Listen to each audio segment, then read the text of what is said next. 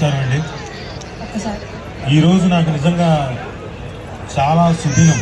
ఎందుకంటే వారం రోజుల క్రితం రాజా గారు వారి టీం వచ్చి నన్ను రావాలి, కాపు సంఘానికి మీరు రావాలి, వనభోజనాలకు రావాలి, మన వాళ్ళందరూ కలుస్తారు, ఆత్మీయులు అందరూ కలుస్తారన్నారు.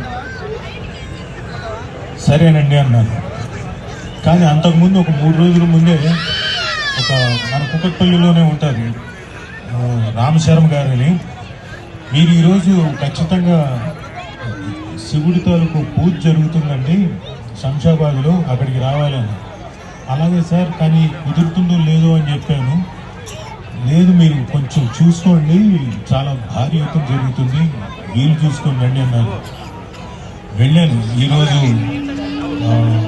నా చేతుల మీద అభిషేకం చేయించి, శివుడికి అభిషేకం చేయించి, అక్కడి నుంచి అక్కడ మనసులో ఏదో కోరుకున్నాను, అందరూ బాగుండాలని కోరుకున్నాను.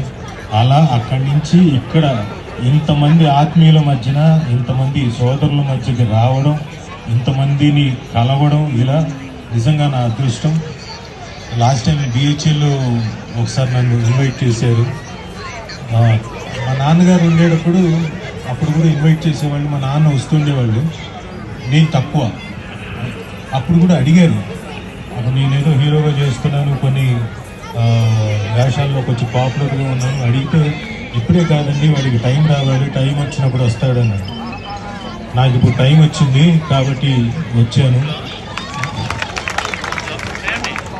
అది కూడా మీ అందరి అభిమానాన్ని చూరగొనడానికి నాకు ఒక మంచి అవకాశాన్ని ఇచ్చిన ఇక్కడ కాపు సంఘానికి, కుకట్పల్లి కాపు సంఘం వారి అందరికీ ధన్యవాదాలు. Thank you very much.